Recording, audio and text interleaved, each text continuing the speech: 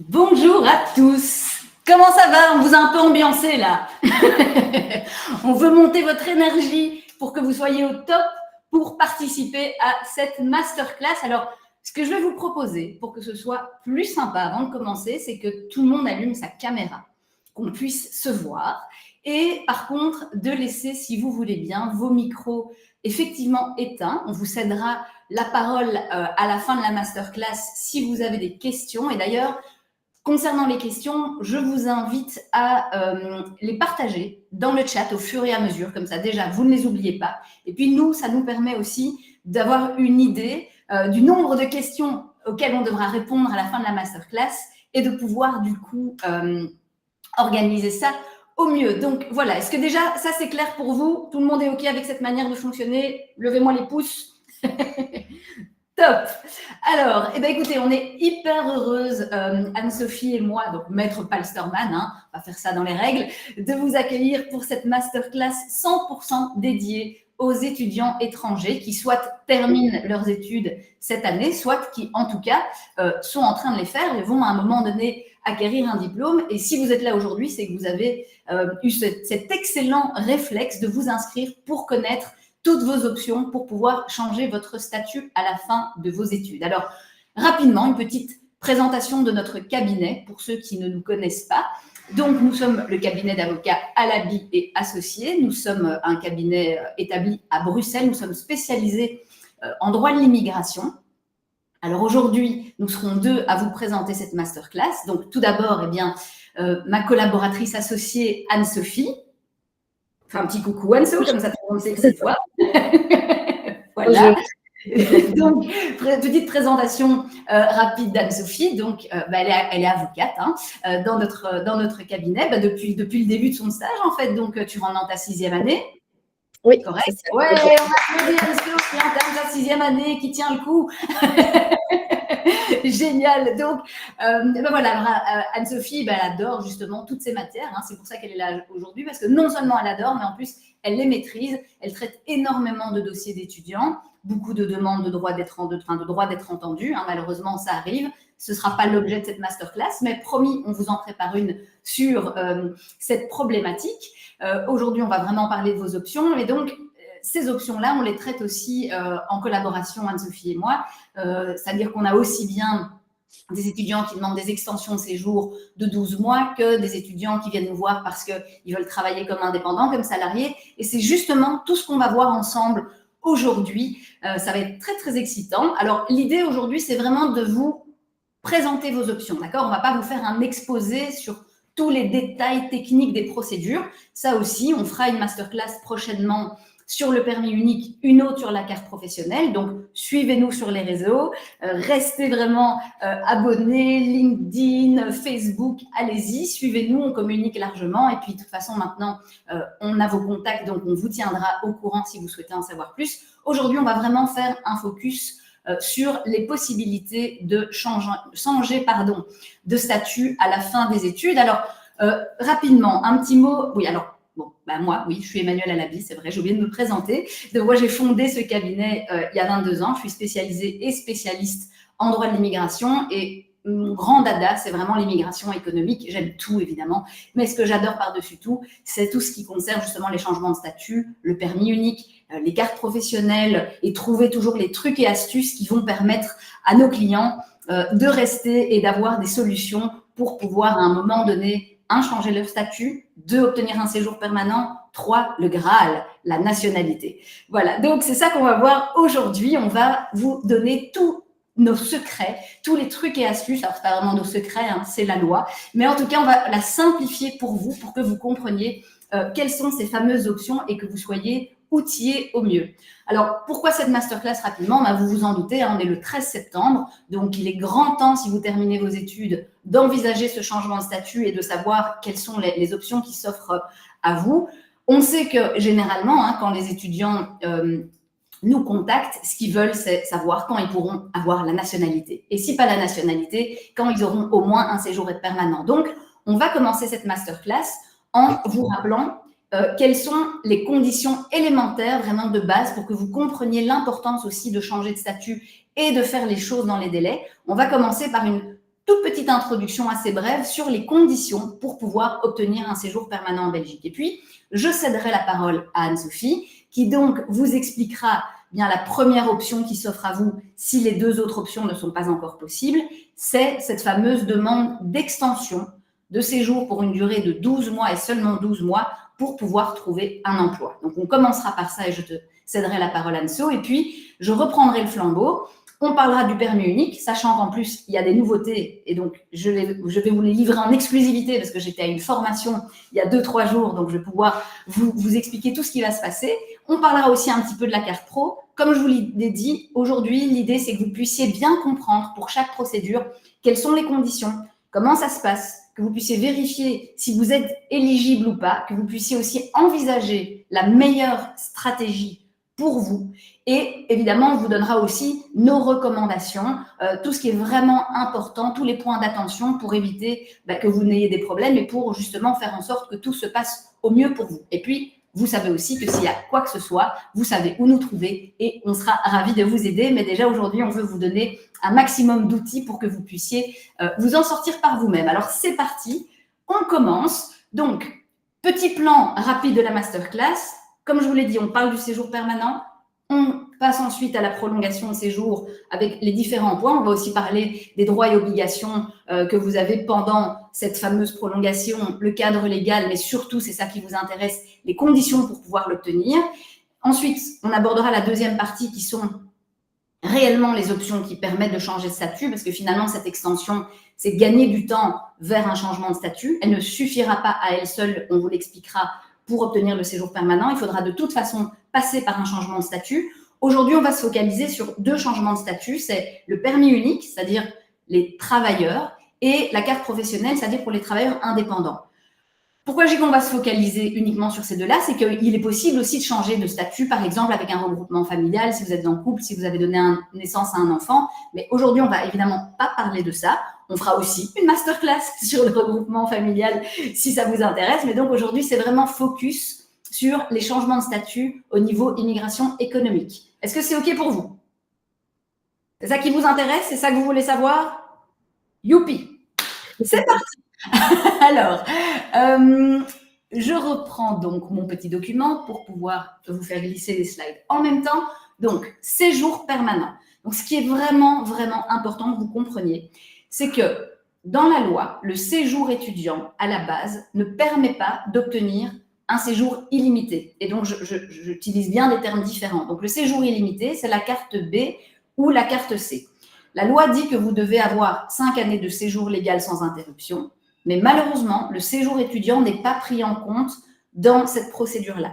Par contre, dans le séjour permanent, qui est la carte L, une carte de 10 ans, le séjour étudiant peut être pris en compte. Donc ça, c'est vraiment important de faire la différence. Je vous avoue que toutes les communes, avec tout le respect que j'ai pour elles, ne la font pas toujours et donc parfois induisent les personnes en erreur. Le séjour étudiant peut être pris en compte pour moitié, mais à condition d'introduire une demande de séjour permanent. Ça, c'est la première chose très importante que vous devez savoir. La deuxième chose, c'est que donc, il ne compte que pour moitié, par contre, pas pour la totalité.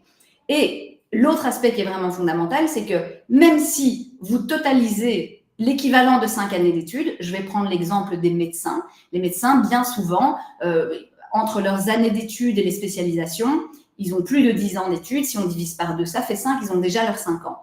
Malheureusement, ces 5 ans ne suffiront pas, donc il faudra toujours pour un étudiant passer ensuite par un changement de statut. Même si vous passez par l'extension de séjour de 12 mois, elle va compter pour une année complète, pas pour moitié, ce qui est déjà une bonne chose. Mais par contre, elle ne donnera pas lieu non plus à la possibilité de demander directement le séjour permanent. Vous devrez toujours passer par un changement de statut. Donc ça, c'était vraiment une précision importante que je ne voulais pas que vous oubliez. Donc concrètement, vous avez des exemples sur l'écran. Si vous avez 5 années d'études, parce que vous avez toujours cartonné, réussi vos études et vous avez votre master, ça va en fait compter pour 2 ans et demi. Ce qui veut dire que vous devrez encore changer votre statut, soit en obtenant cette fameuse extension de 12 mois pour trouver un emploi qui comptera pour 1 an, ce qui vous amènera à 3 ans et demi, et vous devrez encore compléter pendant 1 an et demi de travail salarié ou indépendant. Ce qui sera important aussi, je vous le dis parce qu'on a parfois malheureusement des clients qui se trouvent dans cette situation, ils introduisent leur demande de séjour permanent en pensant que c'est bon, qu'ils sont dans les conditions.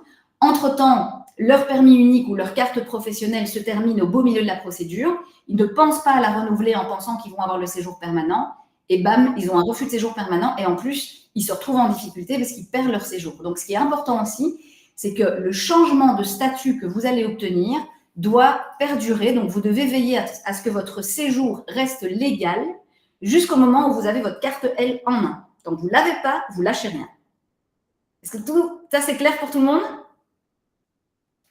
N'hésitez pas à mettre des petits pouces, comme ça je sais que c'est clair et que tout le monde a compris. Top. Génial. Alors, ça, c'est vraiment la condition. Yes, j'aime les petits pouces. Donc, ça, c'est vraiment la condition la plus importante. Après, il y en a d'autres. Voilà, elles apparaissent sur votre écran aussi. Donc, la deuxième condition, c'est d'avoir des ressources stables, régulières et suffisantes. Quelque part, a priori, vu que de toute façon, vous devez avoir changé de statut logiquement par le travail, vous devrez prouver des ressources. Alors, ces ressources, donc, quand on dit stable, ça veut dire qu'on doit prouver déjà que vous les avez depuis un certain temps. Généralement, l'Office des étrangers demande minimum 6 fiches de paie si vous êtes salarié. Si vous êtes indépendant, les documents à produire sont un petit peu plus compliqués parce que l'indépendant, il a des revenus bruts, pas nets, donc il faut fournir plus de documents. Ce que vous ne pouvez pas, c'est être par exemple au chômage. Ça, vous avez un risque que l'Office des étrangers refuse de les prendre en compte, étant donné que vous dépendez de la collectivité. Donc, ce qui est vraiment pris en compte, c'est les revenus, on va dire, du travail, indépendant ou salarié. Le revenu n'est pas énorme, on n'est pas comme en regroupement familial, surtout si vous êtes tout seul. Là, on est pour l'instant à plus de 2 000 € par mois. Bon, c'est indexé chaque année, mais c'est pas non plus la mer à boire. Alors, l'autre condition, c'est d'avoir une assurance maladie, donc en gros est en ordre mutuel. Et enfin, un casier judiciaire vierge. Voilà. Alors, une fois que vous avez fait votre demande de séjour permanent, la procédure va durer 5 mois. Vous allez recevoir une annexe 16 qui confirme que vous avez introduit la demande. Au bout de 5 mois, vous devriez obtenir une carte L, qui est une carte de 10 ans. Mais donc, n'oubliez pas de bien surveiller que votre titre de séjour n'expire pas pendant cette procédure. Si vous voyez qu'il risque d'expirer avant, même si c'est 2-3 jours, vous ne prenez aucun risque, vous demandez le renouvellement par sécurité. Comme ça, vous êtes certain qu'il ne vous arrivera rien de fâcheux. Et la bonne nouvelle, c'est que généralement, quand vous avez étudié, que vous avez obtenu un diplôme, que vous avez changé de statut par le travail, et que vous avez obtenu, ça j'insiste, un diplôme délivré par l'enseignement officiel, d'accord? Quand c'est des écoles privées, c'est devenu plus compliqué, mais si c'est un diplôme de l'enseignement officiel et que vous avez travaillé, que vous avez le séjour permanent, généralement le lendemain, vous pouvez demander la nationalité belge. C'est pas beau tout ça? Pouce. Top. Bon, eh bien, Anso, t'es prête? Je vais te céder la parole et donc je vais laisser Maître Palsterman vous présenter la prolongation de séjour pour 12 mois en vue de trouver un emploi. À tout à l'heure. Merci beaucoup, Emmanuel. Donc, voilà, je suis ravie de prendre le relais. Alors, donc, pour bien resituer, donc ici, Emmanuel nous a expliqué les conditions pour le séjour permanent. Donc ici, pour bien recadrer, on est à la fin de nos études, on va recevoir, on a reçu notre diplôme et on prolonge notre séjour d'1 an complémentaire parce que pour le moment, on n'a pas encore trouvé d'employeur, on n'a pas encore de projet au niveau de notre statut d'indépendant et donc carte professionnelle. Et on n'est pas non plus dans les conditions pour avoir un séjour permanent. Et donc, il y a en fait une loi qui a été prise en 2021 en Belgique, qui vient donc compléter aussi la loi sur les étrangers de 1980 et qui a été prise à cause ou grâce à une directive européenne qui date de 2016. Et en fait, cette loi permet aux étudiants diplômés en Belgique d'obtenir une prolongation de séjour d'1 an supplémentaire après leurs études en vue de soit trouver un travail, soit créer leur société ou commencer à exercer une activité d'indépendant. Et donc, ça permet aux étudiants diplômés de s'insérer déjà dans le marché de l'emploi. Alors, il y a des conditions pour cette prolongation de séjour. Je vais vous les expliquer voilà, rapidement. On a d'abord des conditions de recevabilité. Donc, des conditions de recevabilité, ça veut dire des conditions qui sont nécessaires pour, si vous voulez, introduire la demande. Donc, on ne parle pas encore vraiment du fond, on parle vraiment de est-ce que le dossier lorsqu'il est introduit, peut être prise en compte. Et donc, cette condition de recevabilité, c'est quoi? Donc, il faut introduire au moins 15 jours avant. Donc, ça, c'est très important que vous regardiez donc, votre carte de séjour d'étudiant qui, normalement, expire le 31 octobre de l'année en cours.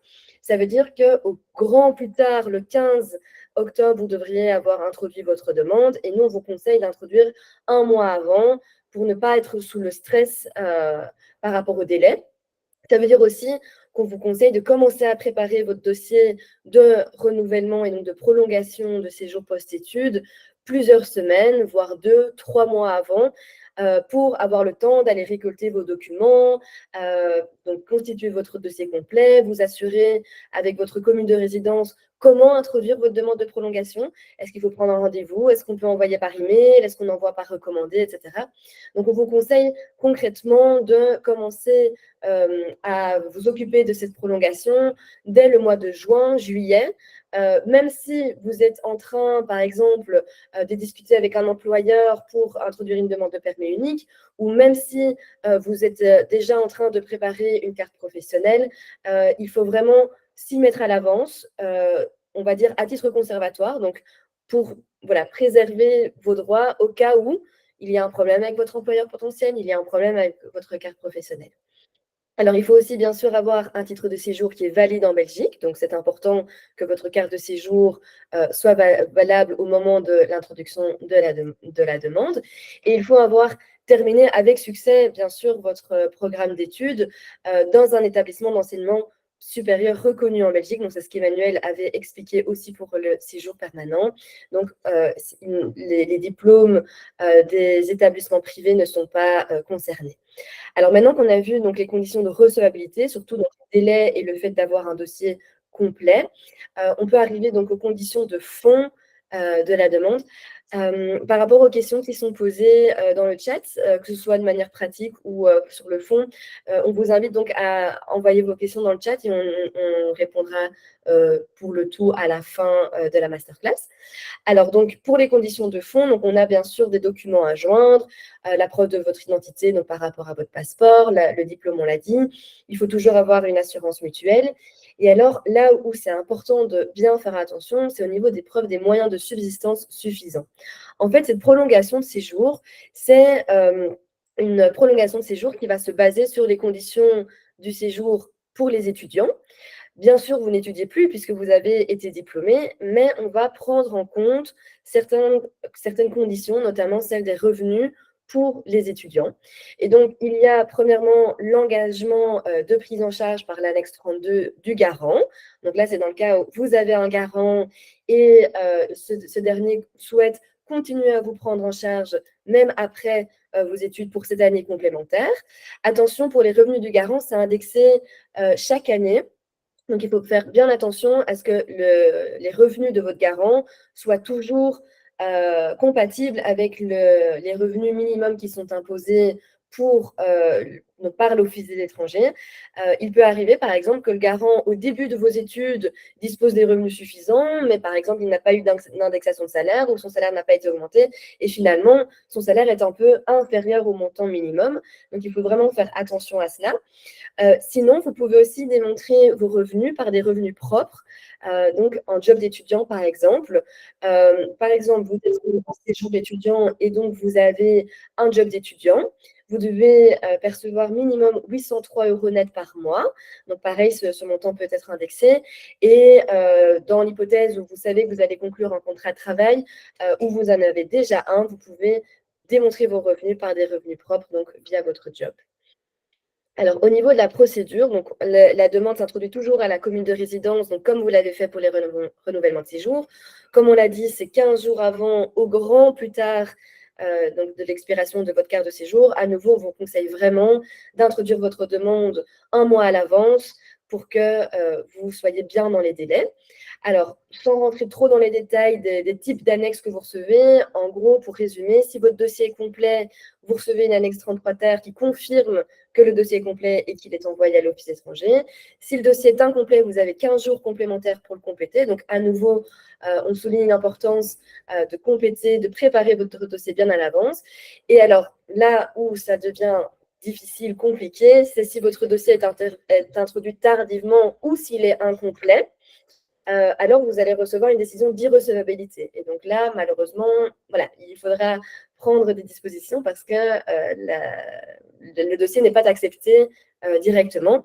Et donc, raison encore pour laquelle on vous conseille de vous préparer bien à l'avance parce que si vous venez le dernier jour du délai avec votre dossier et qu'il manque un document, votre document n'est plus valide ou autre, eh bien, vous risquez d'avoir ce type de décision. Alors, en principe, le délai de traitement pour l'Office des étrangers est de 90 jours, mais vous pourriez recevoir une décision plus rapide, tout comme vous pourriez attendre plus longtemps également, puisque ce délai n'est pas contraignant. Donc, il arrive que l'Office étranger prenne plus de temps pour prendre une décision.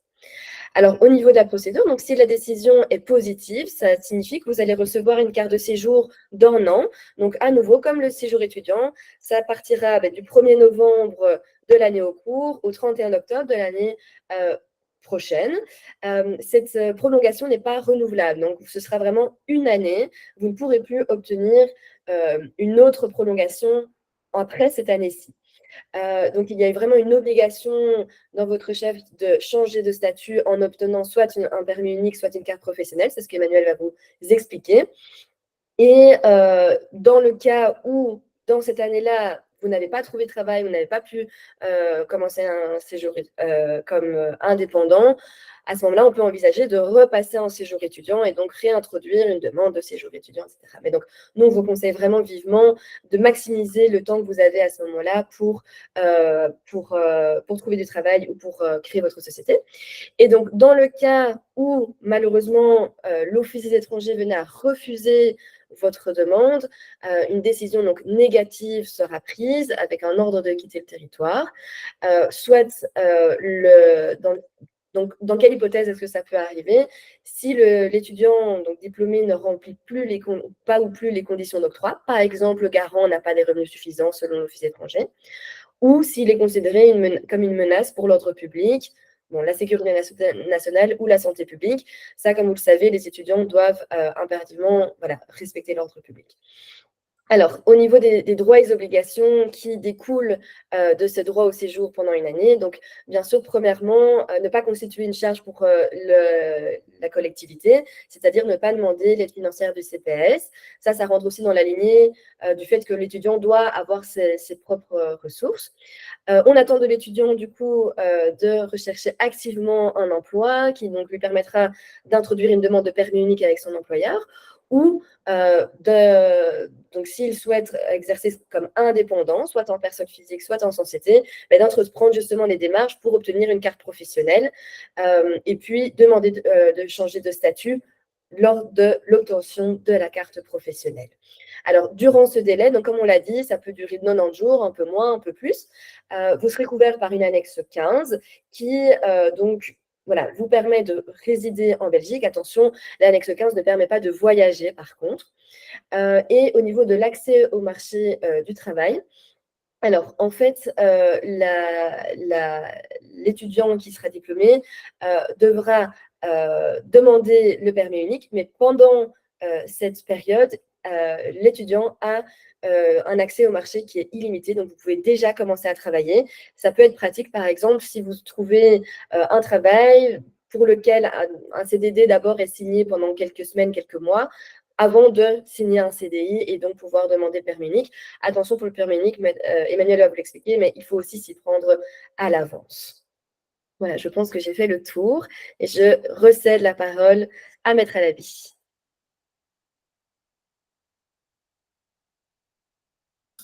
Voilà, merci beaucoup Anso. Je vais allumer mon micro, je dois gérer plusieurs écrans. Ce n'est pas hyper évident. Voilà, merci beaucoup. J'espère que déjà vous avez bien compris toutes les conditions, la manière et toutes nos recommandations, surtout, pour pouvoir introduire cette demande d'extension de séjour. Je vais à présent vous expliquer, on va d'abord parler du permis unique. Donc ça, c'est si vous souhaitez exercer comme travailleur.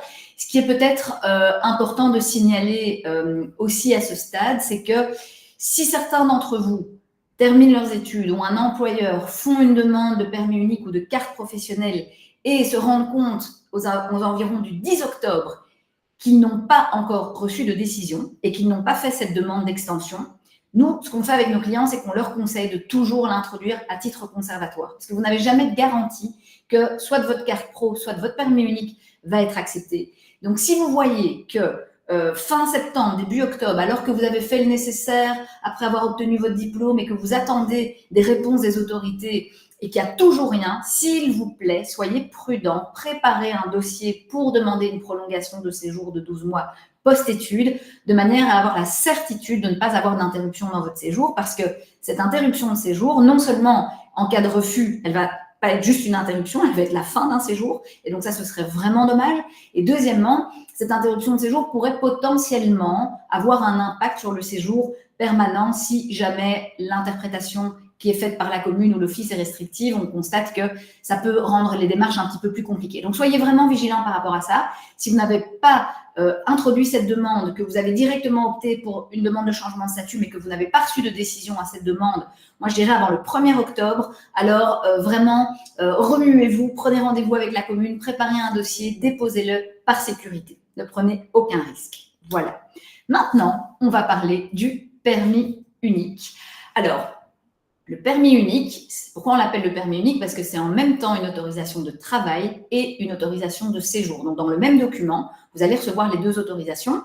Ce qui est intéressant aussi, c'est que c'est une procédure unique. Contrairement à la carte professionnelle, où là, on doit introduire une demande de carte professionnelle et si on l'obtient, une demande de changement de statut qui doit en plus être introduite en séjour légal. J'y reviendrai, mais ça rend, si vous voulez, la procédure encore plus compliquée. Là, en permis unique, on a une procédure qui est vraiment bien carrée. On introduit un dossier et puis les deux aspects, les deux volets vont être examinés par les deux autorités qui interviennent au fur et à mesure, mais on doit introduire une seule procédure. Donc, l'avantage aussi en permis unique, c'est que si vous l'introduisez tant que votre séjour est valable, que ce soit votre séjour étudiant ou votre demande, votre carte A, mais après la demande de séjour post-études, dans les deux cas, tant qu'elle est introduite en séjour légal, même si vous n'avez pas encore eu de réponse, vous pouvez vous détendre. Il faut évidemment que la réponse soit positive, mais en tout cas, les risques sont vraiment très, très minimes. Si la réponse est positive, tout ira bien. Mais donc, l'important, c'est toujours de l'introduire en séjour légal. Et s'il vous plaît, n'attendez pas le 30 octobre. Faites-le le plus vite possible. Mettez la pression à l'employeur. Expliquez-lui à quel point c'est important et à quel point votre séjour en dépend. Parce que ce qu'on a oublié de vous dire, parce que pour nous, ça coule de source, si vous ne le faites pas en séjour légal, vous ne pourrez plus le faire. Vous serez obligé, que ce soit pour un permis unique ou pour une carte professionnelle, je vais vous parler des conditions dans quelques instants, mais vous serez obligé de repartir dans votre pays d'origine, puis l'employeur devra faire la demande, vous devrez revenir, mais vous allez avoir une interruption de séjour. Et toutes les années que vous avez passées en Belgique, ça risque d'être entre guillemets poubelle, c'est-à-dire que vous ne pourrez pas en tenir compte pour demander un séjour permanent. Ça va tout remettre à zéro. Donc, on vous met beaucoup de warnings pendant cette masterclass, mais on veut vraiment attirer votre attention sur l'importance d'être vigilant et de faire tout ça avec beaucoup de minutie. Donc, on revient maintenant, focus sur le permis unique. Donc, je viens de vous le dire, autorisation de travail et de séjour dans un document unique, procédure unique, on examine les deux en même temps. La région va examiner le volet travail, l'Office des étrangers va examiner le volet séjour. Aujourd'hui, on vous propose de faire un focus sur deux catégories, parce qu'en fait, il y a énormément de catégories en permis unique, mais celles qui généralement concernent les étudiants, ce sont les métiers en pénurie et les profils hautement qualifiés. Alors, je vais évidemment vous expliquer la différence entre les deux. Qu'est-ce qu'un métier en pénurie? Chaque région, vous le savez peut-être, mais le permis unique est une matière qui a été régionalisée, la carte professionnelle aussi, ce qui veut dire que chaque région a sa politique propre pour décider de ses critères d'octroi de permis unique. Il y a une base fédérale, il y a un accord de coopération, mais après, il y a un certain nombre de modalités qui sont confiées à l'appréciation des régions, notamment la définition de ce qu'est un métier en pénurie.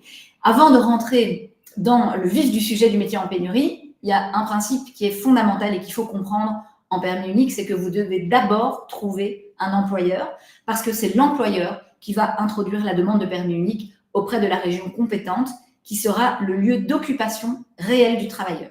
Donc ça, c'est important aussi. C'est pas là où vous habitez, c'est même pas toujours le siège social de l'employeur, c'est là où le travailleur, c'est-à-dire vous, va réellement exercer son activité. Et en fonction de ce lieu-là, la région qui sera compétente pour examiner votre permis unique sera donc déterminée.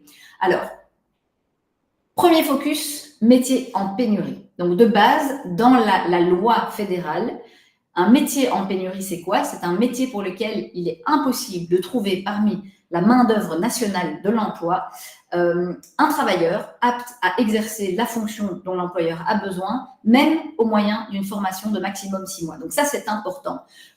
C'est cette notion de formation. Ça, c'est le cadre légal qui était là à l'origine.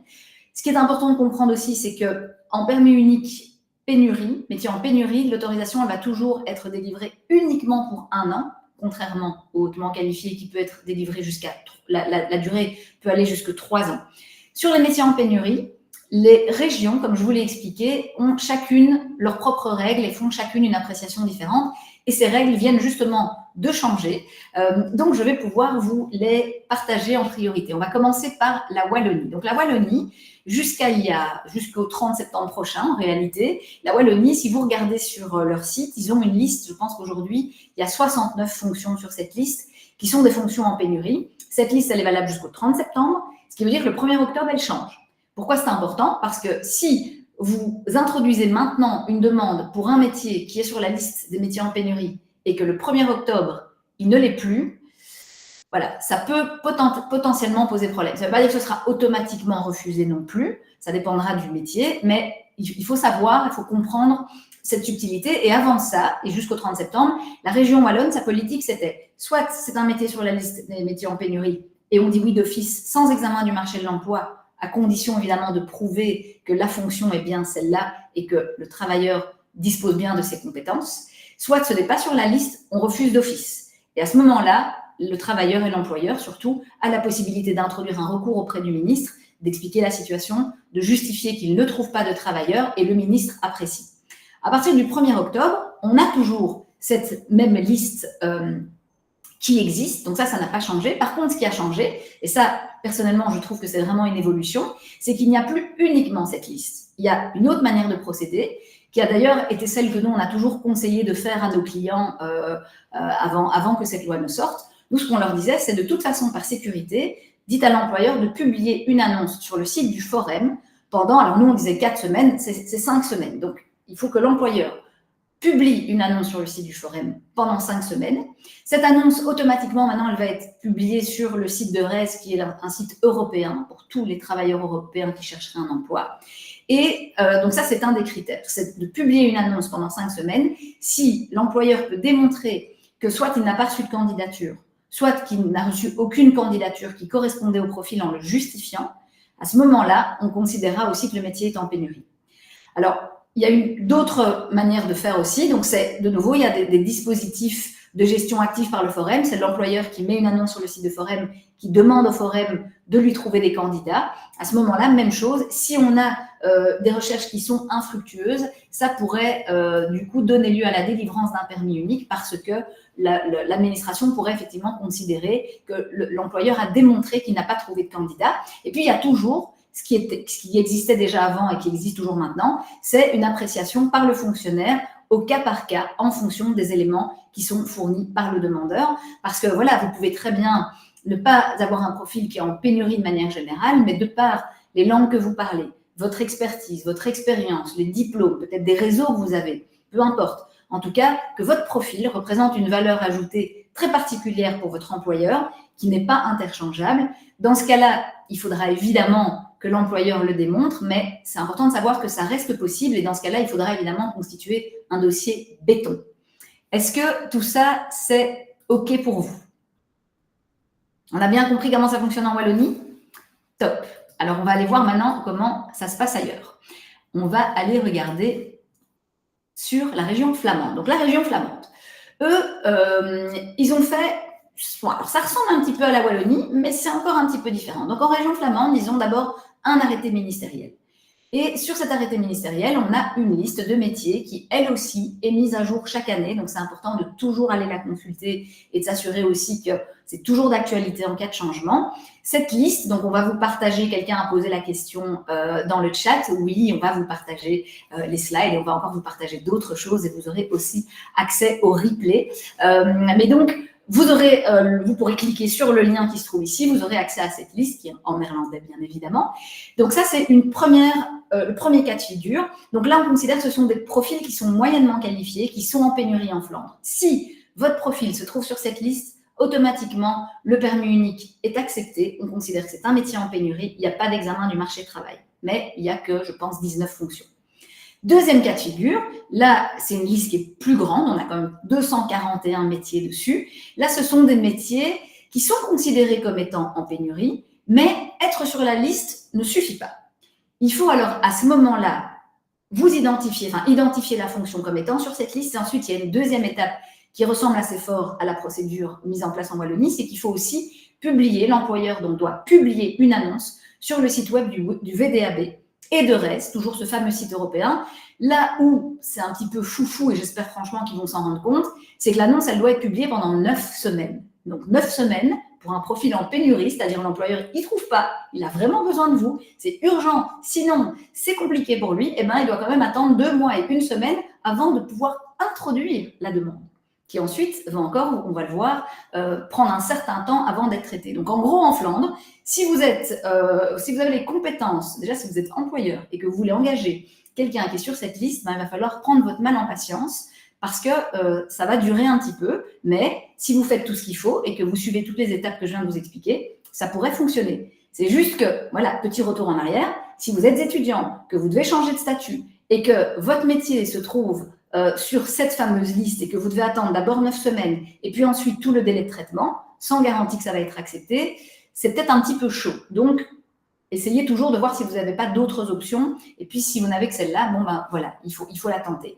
Et alors, ce qui est conseillé aussi, c'est toujours, et ça vaut pour les 3 régions, vous dites à votre employeur, quand il demande au VDAB, à Actiris, au Forum, quand il publie une annonce, toujours, leur demander de mouiller leur chemise de leur côté et donc demander une présélection, demander un accompagnement avant de publier l'offre d'emploi. Ça va permettre d'éviter que l'employeur reçoive 250 candidatures de gens qui n'ont même pas spécialement envie de travailler et qui doivent juste montrer qu'ils cherchent un emploi.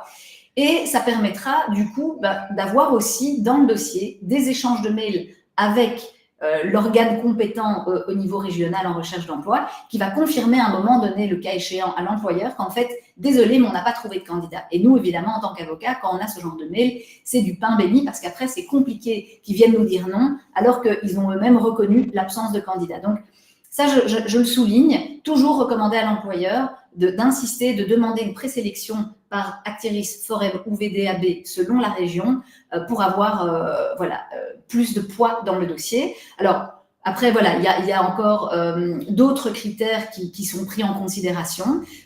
C'est le niveau de qualification minimale qui doit correspondre au niveau 2, 3 ou 4. Il faut que l'occupation soit d'au moins 80%. Et donc, comme je vous l'avais dit, il faut justifier l'impossibilité de trouver un candidat après 9 semaines quand même de publication. Et donc, tant que vous n'avez pas attendu ces 9 semaines, on a eu le cas dans un dossier, on avait publié l'annonce, je pense, pendant 3 semaines, et puis ça, c'était fou. Le VDAB nous dit, il n'y a pas de candidat, donc on retire l'annonce, il n'y a pas de candidat, c'est le VDAB qui nous dit retirer l'annonce. On introduit la demande en Flandre, et puis on a un refus. À l'époque, en plus, ce n'était pas un critère légal. On a un refus de la Flandre qui nous dit l'employeur n'a pas attendu suffisamment longtemps, il a retiré l'annonce après 3 semaines, alors qu'il aurait dû la mettre pendant 4 semaines. Donc, parfois, on a des situations absurdes, mais donc, c'est important d'attendre les délais de chaque région avant d'introduire la demande de permis unique. Et enfin, région Bruxelles-Capitale. Donc là, on a une petite amélioration, je trouve, parce que avant ça, c'était la seule la seule région à ne pas avoir publié de liste. Donc, leur politique avant sur Bruxelles, sauf pour les résidents longue durée CE, qui, eux, ont une liste. Et donc, on s'en inspirait, mais ce n'était pas contraignant pour la région. Aujourd'hui, la règle a changé. Donc, avant, qu'est-ce qu'ils faisaient? Ils regardaient dans la base de données d'Actiris, à laquelle nous n'avons pas accès. Ils regardaient s'il y avait moins de 24 candidats, ils considéraient que c'était une pénurie. S'il y avait plus, ils considéraient que ce n'était pas en pénurie. Mais bon, ça nous faisait une belle jambe. Donc, nous, ce qu'on faisait, c'est exactement ce qu'ils demandent de faire maintenant. On publiait une annonce, et on doit maintenant publier une annonce sur le site d'Actiris, de nouveau, pendant 5 semaines. C'est comme en Wallonie. Avant d'introduire la demande, on doit, alors, de nouveau, faites la demande, demandez à l'employeur de demander à Actiris de faire une présélection. Bon, ce matin, on a eu une cliente qui nous a dit qu'ils ont refusé parce que c'était trop compliqué, donc c'est quand même le comble. Mais voilà, il faut en tout cas le faire quand c'est possible. Et puis si Actiris dit que c'est pas possible, on garde le mail aussi et on le met dans le dossier. Il faut joindre dans le dossier toutes les candidatures reçues, prouver l'absence de candidat, prouver aussi les compétences du travailleur. Et donc là, il y a aussi un autre point qui est vraiment important qu'il faut expliquer à l'employeur, c'est que quand il place une annonce, il faut jouer le jeu. S'il reçoit des candidatures, il doit y répondre, il doit expliquer, il doit analyser chaque candidature, soit il voit directement sur papier que la personne ne correspond pas parce que soit le CV n'a rien à voir, soit elle n'a pas les diplômes, soit elle n'a pas l'expérience, c'est facile, elle lui envoie un mail pour dire merci mais non merci, très poliment, soit la personne a potentiellement les compétences, là, il faudra aller jusqu'au bout du processus, c'est-à-dire recevoir la personne en entretien, envoyer un courrier pour expliquer pourquoi la personne ne répond pas au profil et joindre toutes ces preuves dans le dossier. Est-ce que ça, c'est clair pour vous aussi? Oui? Top. Donc, alors, il ne faut pas vous décourager. Hein. On n'est pas en train de dire qu'il ne faut pas chercher un métier en pénurie, mais c'est important d'être conscient que les procédures changent. Elles rentrent en vigueur le 1er octobre. Donc, pour vous, étudiants, on est vraiment à un moment qui est charnière parce que, évidemment, ces petits malins, ils ont décidé de changer ça au moment où vous devez plus ou moins tous introduire vos dossiers si vous décidez de changer de statut. Donc, soyez déjà vigilants, conseillez à l'employeur, même s'il introduit sa demande avant le 30 septembre. Donc, il y a un régime transitoire, hein, ça c'est important. Le régime transitoire prévoit qu'en principe, ils sont censés, en tout cas sur Bruxelles, c'est ce qui est prévu, ils sont censés accepter de traiter les dossiers introduits sous l'ancien régime avec les règles de l'ancien régime. Mais voilà, deux précautions valent mieux qu'une. À la limite, introduisez les dossiers avant le 30 septembre, par sécurité, de toute façon, parce que le plus tôt, le mieux. Mais à côté de ça, si l'employeur peut quand même publier l'annonce, jouer le jeu, recevoir les candidats, c'est toujours mieux. Parce qu'en cas de recours, l'employeur aura 30 jours pour faire un recours auprès du ministre régional de l'emploi et il devra démontrer qu'il a cherché, qu'il n'a pas trouvé et au moins le dossier sera déjà prêt et solide. Donc, c'est toujours intéressant de le faire de toute façon à titre conservatoire et donc de vraiment encourager l'employeur à le faire. Alors maintenant, on va passer au profil hautement qualifié qui généralement correspond à tous les étudiants, étant donné que la première condition pour être considéré comme hautement qualifié, c'est d'avoir un diplôme supérieur de minimum 3 années d'études. Donc, si vous avez un diplôme de minimum 3 années d'études, il faut le diplôme. Il ne faut pas avoir fait 3 années et ne pas avoir obtenu le diplôme. Il faut évidemment le diplôme. Ça, c'est la première condition pour être considéré comme un profil hautement qualifié. La deuxième condition, c'est une condition de salaire minimum. Là aussi, les règles sont un petit peu différentes dans les 3 régions. Elles viennent d'être modifiées. Donc, la base en principe, c'est une condition de salaire minimum pour l'instant, mais qui va bientôt changer parce que ce montant, il est indexé chaque année le 1er janvier. Et les régions publient généralement le montant indexé à partir du 1er octobre de l'année qui précède l'indexation. Et donc, pour l'instant, on est à 50 310 par an. Il faut compter une indexation. Généralement, on est plus ou moins aux alentours de 2 000 € par an. Comme ça, vous avez une petite idée. Ça veut dire aussi, je le dis maintenant, comme ça je n'oublie pas, si vous introduisez un dossier maintenant, demandez à l'employeur de tenir compte de cette future indexation parce que la procédure de traitement de la demande de permis unique peut aller jusque 4 mois. Si l'indexation est intervenue entre-temps, vous risquez d'avoir un refus parce que le montant ne sera pas celui correspondant à l'indexation. C'est bête, mais de nouveau, chaque année, on a ce genre de petites plaisanteries qui se produisent. Donc, soyez vigilants par rapport à ça. Alors, quand les régions sont diligentes, elles demandent aux employeurs de donner un avenant ou un nouveau contrat tenant compte de cette indexation. Et quand vous négociez avec votre employeur, c'est important de tenir compte que ce montant sera indexé en janvier et de vous assurer qu'il sera prêt à suivre cette indexation. Sinon, vous risquez, de vous trouver ennuyé parce que vous n'aurez pas votre permis unique finalement, parce que pour une question de 2 000 €, l'employeur ne veut pas monter. Donc ça, c'est vraiment un élément important. Donc, ce salaire, donc, par mois, vous avez le montant, c'est 3 614,22. En Belgique, on multiplie par fois 13,92 pour obtenir le montant annuel parce qu'on tient compte des congés, des pécules, etc.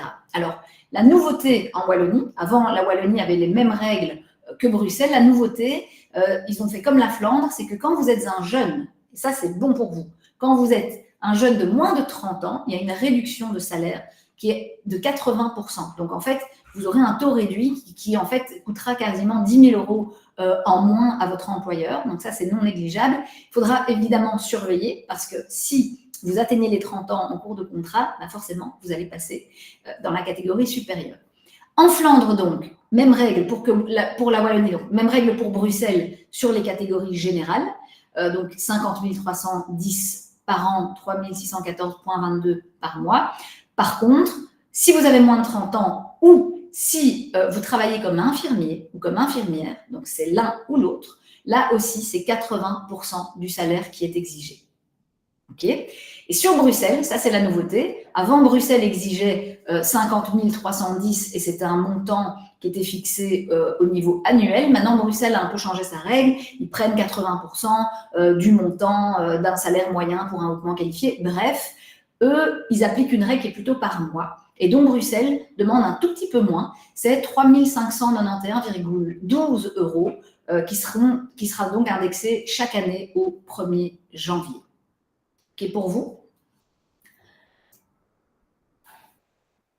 Alors, le point suivant, c'est que donc, on a vu 2 catégories différentes. Maintenant, il y a des règles communes à toutes les procédures de permis unique. Et donc, c'est intéressant de faire un petit focus dessus. Donc, d'abord, le permis unique, il faut comprendre, c'est toujours lié à une logique d'immigration économique et de protection du marché de l'emploi. Donc, c'est pas parce que vous avez un employeur et que vous avez un diplôme que automatiquement, vous allez avoir un permis unique. Ils vont vérifier, soit si vous êtes hautement qualifié. Ce que j'ai oublié de préciser en hautement qualifié, c'est qu'il n'y a pas d'examen du marché de l'emploi. Si vous remplissez les 2 conditions de diplôme et de salaire, automatiquement, vous êtes considéré comme un hautement qualifié et le permis unique est délivré si, évidemment, vous avez produit tous les documents requis et que l'employeur est en règle. J'en parlerai après, mais parfois, il y a des sanctions liées aussi au comportement de l'employeur.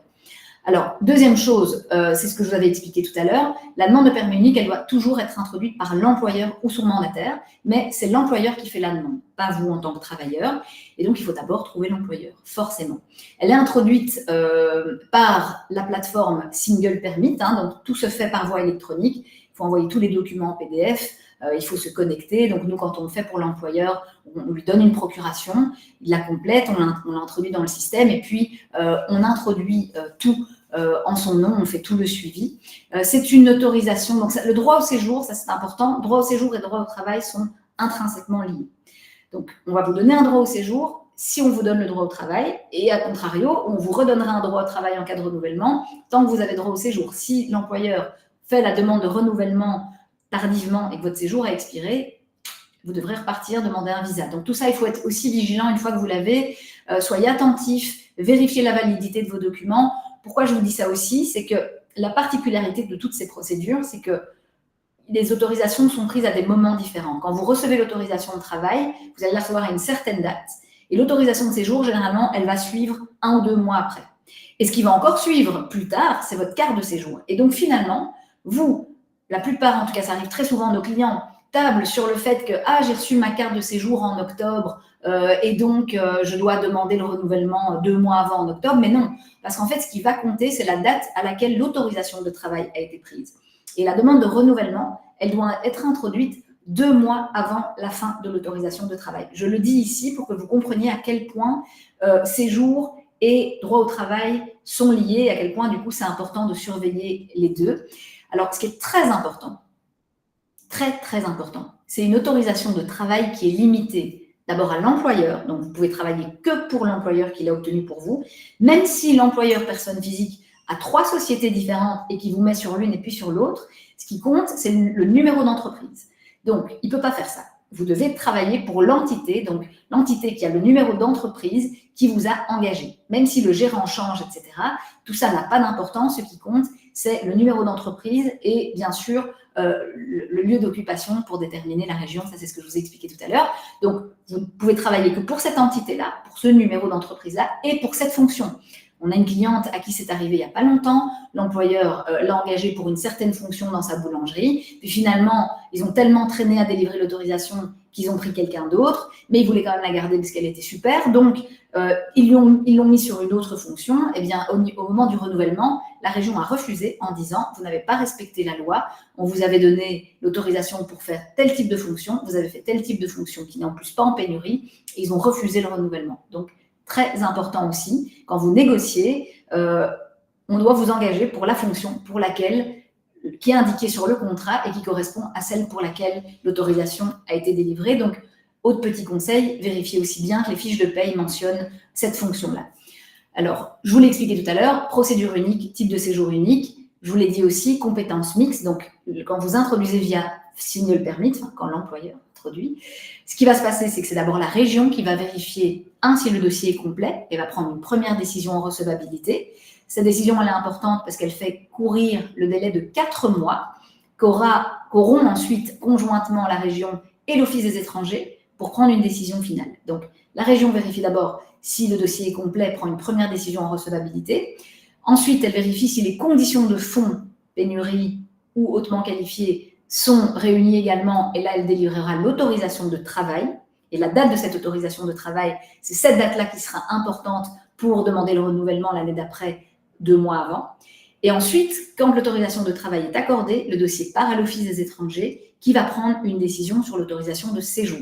Si les 2 autorisations sont octroyées, l'Office des étrangers prendra une annexe 46 qui sera envoyée à votre commune de résidence qui vous convoquera pour vous délivrer une carte A. Et alors, le dernier aspect qui est vraiment important, c'est cette fameuse condition de salaire minimum. Il faut absolument insister aussi auprès de votre employeur pour qu'il vérifie le barème légal. Pour les profils en pénurie, il y a un barème qui dépend de la commission paritaire, qui dépend du nombre d'années d'expérience du travailleur, de sa situation familiale, du nombre d'années d'études. Donc, ça doit absolument être vérifié. Et pour les hautement qualifiés, ce sont les montants que je vous ai expliqués tout à l'heure. Alors, encore un aspect important, il faudra évidemment que l'employeur, étant donné que c'est lui qui reçoit l'autorisation d'engager un travailleur d'origine étrangère, il doit respecter la réglementation belge. Ce qui veut dire que si vous avez un employeur qui a des dettes sociales, qui a eu des contrôles d'inspection et pour travail au noir et ils ont trouvé des travailleurs qui n'étaient pas en règle de séjour, s'il y a de la fraude, etc., il y a un risque malheureusement que le permis unique soit refusé. Donc, je sais que ce n'est pas toujours facile de le vérifier, mais assurez-vous quand même que l'employeur est en règle à tous les niveaux. Nous, ce qu'on fait généralement, on n'a pas toujours le temps d'attendre les documents, mais on demande généralement une attestation de l'ONSS qui prouve que l'employeur est en règle pour éviter ce genre de déconvenue. Et autre élément important, donc ça c'est le passé de l'employeur qui est lié aussi au respect de la réglementation belge du travail. Autre élément important, je l'ai dit tout à l'heure, ces autorisations, elles sont toujours limitées dans le temps. Donc en permis unique, profil en pénurie, c'est toujours 1 an maximum.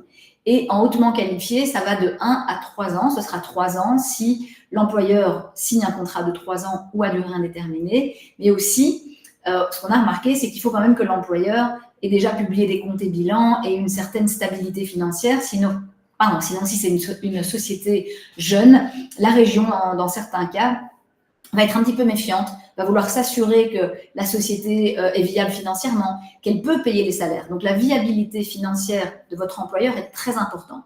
Ce que les régions font, c'est qu'ils vont regarder si la société déjà respecte ses obligations et publie ses comptes et bilans, et ils vont même vérifier les comptes et bilans. S'ils voient que la société a des problèmes, est en perte, qu'elle n'a pas assez de trésorerie et qu'elle ne pourra pas assurer de manière certaine le paiement de votre salaire, elle va refuser pour des logiques de protection du travailleur. Voilà, donc ça, c'était tous les petits avertissements et les explications qu'on voulait vous fournir. Au niveau des documents maintenant à produire, rapidement, alors il y a généralement dans chaque région, sauf en Flandre, il y a un contrat de travail type, donc vous ne pouvez pas prendre n'importe lequel, vous devez absolument fournir leur contrat. Et en plus, là, on n'a pas encore vraiment de précision, mais avec les nouvelles réglementations, ils vont ajouter certaines mentions obligatoires dans les contrats. Il y a toujours la copie de toutes les pages du passeport du travailleur, plus, dans votre cas, vu que vous êtes étudiant et en séjour légal, votre titre de séjour recto verso. L'employeur doit aussi joindre une copie de sa carte d'identité. Il faut votre extrait de casier judiciaire, la preuve que vous êtes en ordre mutuel. Il y a un certificat médical type, de nouveau, il faut prendre celui-là, pas un autre, qui doit être joint au dossier. Les copies des diplômes, de vos diplômes, les preuves de pénurie, donc c'est ce que je vous expliquais tout à l'heure, la preuve que l'annonce a été publiée, qu'il n'y a pas de candidat, etc. Et en fait, de manière générale, tout document qui permet de prouver que, l'employeur a vraiment ce type de poste avec un job description, etc., à pourvoir, et 2, que vous, en tant que travailleur, vous remplissez toutes les conditions pour ce poste. Et alors, dernière chose, il y a une redevance à payer, comme toujours quand on fait une procédure en matière d'immigration en Belgique, il y a une redevance administrative à payer à l'Office des étrangers. Dernier mot, même si j'ai déjà un petit peu spoilé en vous expliquant la procédure, donc vous l'avez compris, procédure dédoublée, région, autorisation de travail, Office des étrangers, autorisation de séjour, et ensuite commune, carte A, délai en principe 4 mois à partir de la décision de recevabilité, et la loi prévoit qu'en cas d'absence de décision dans ce délai de 4 mois, théoriquement, l'Office des étrangers est tenu de vous délivrer le permis unique. Voilà. Est-ce que tout ça est clair ? De toute façon, si vous avez des questions, ben voilà, j'en vois quelques-unes, donc on y répondra tout à l'heure. Top, top. Oh, j'aime bien les petits cœurs, encore. Top. Alors, on passe au dernier point. Je serai moins longue sur celui-là, et comme ça, après, on va pouvoir se lâcher et répondre à toutes vos questions. C'est la carte professionnelle. Donc, la carte professionnelle, elle concerne les étudiants, futurs travailleurs qui souhaitent exercer une activité, non pas comme salariés, donc comme salariés, c'est avec un contrat de travail et un lien de subordination entre vous et l'employeur. Là, la carte professionnelle, vous êtes indépendant. Alors, il y a plusieurs manières de l'être. Je ne l'ai pas mis dans le slide, je l'explique rapidement. Il y a plusieurs manières d'être indépendant. Vous pouvez décider de vous mettre en personne physique et d'exercer une activité en personne physique sans nécessairement ouvrir une société. Vous devrez quand même prendre un numéro d'entreprise et de TVA, mais vous pouvez exercer en personne physique. Vous pouvez ouvrir votre propre société.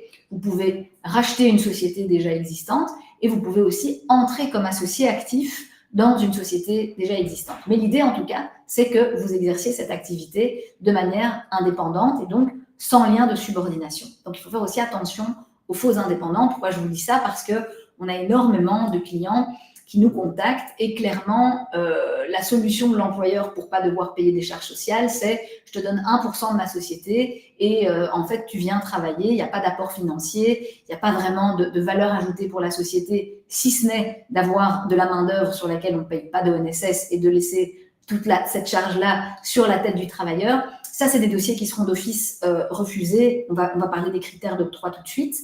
Là, à nouveau, quand vous faites une demande de carte professionnelle, c'est la région où vous allez exercer votre activité qui est importante. Et ça, ce n'est pas évident à déterminer parce que une des conditions, la condition, je dirais, majeure pour obtenir une carte professionnelle, c'est de prouver un intérêt économique pour la région. Et après, je vais vous expliquer en quoi ça consiste exactement. Et donc, pour prouver l'intérêt économique pour la région dans laquelle vous allez introduire votre demande, il faut déjà que votre projet, vous l'ayez déjà bien abouti. Et que soit vous puissiez démontrer que la majorité de vos clients va se trouver en région, dans la région où vous choisissez, j'allais dire en région bruxelloise parce que nous on y est, mais voilà, dans la région où vous choisissez, soit que vous allez créer de l'emploi dans cette région, soit que vous allez installer votre établissement dans cette région, soit que vous allez peut-être avoir tous vos fournisseurs auprès desquels vous allez vous fournir pour faire de l'export vers l'étranger dans cette région. Et donc, ce sera important. Ce n'est pas parce que vous habitez, par exemple, à Bruxelles que automatiquement la carte professionnelle devrait être introduite à Bruxelles si tous vos clients se trouvent en Flandre. Il faudra alors réfléchir, mettre votre siège social en Flandre pour démontrer que c'est en Flandre qu'il y aura des répercussions économiques positives. Sinon, Bruxelles va se trouver un petit peu, va pas y voir en tout cas d'intérêt. Alors, autre aspect très important, très important sur la carte pro, ce n'est pas une procédure unique, je vous l'ai dit tout à l'heure. Donc, vous faites d'abord une demande de carte professionnelle et quand on l'obtient, si on l'obtient, parce que c'est pas si facile, on devra ensuite, vous devrez faire une demande de changement de statut. Mais cette demande de changement de statut devra se faire quand vous êtes encore en séjour légal. Pourquoi je vous explique ça ? Parce que contrairement au permis unique également, il n'y a aucun délai auquel l'administration est tenue pour rendre une décision. Et généralement, ces délais sont très longs.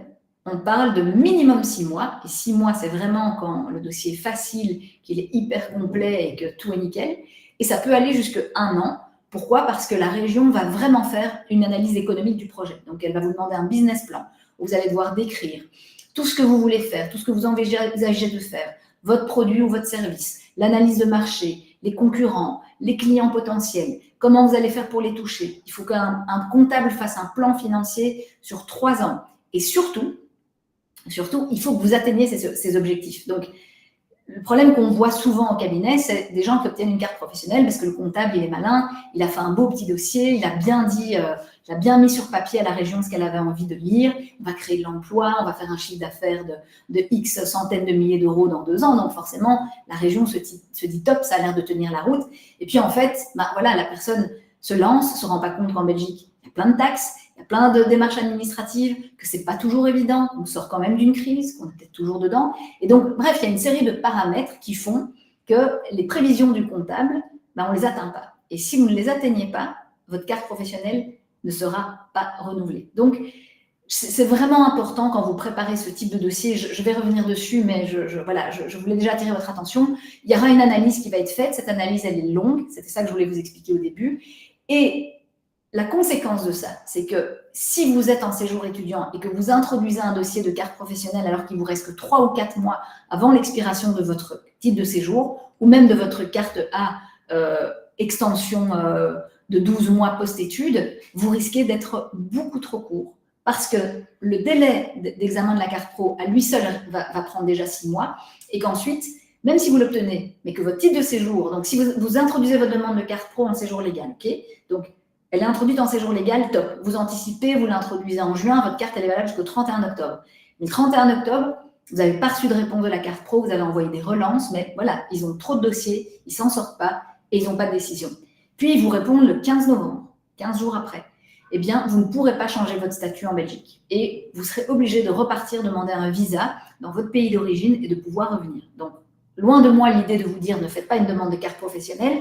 Par contre, soyez prudent et si vous la faites et si votre projet à la fin de vos études, c'est de vous lancer comme indépendant, alors faites directement en même temps votre demande d'extension de 12 mois et votre demande de carte professionnelle. Mais si vous voyez qu'il vous reste moins de 6 mois avant la fin de votre carte de séjour et que vous ne pouvez plus le prolonger après, franchement, réfléchissez-y à 2 fois. Et si vous n'avez pas d'autre solution que de la faire, au pire, vous repartirez demander un visa. Ce n'est pas dramatique. Les visas sont délivrés assez rapidement.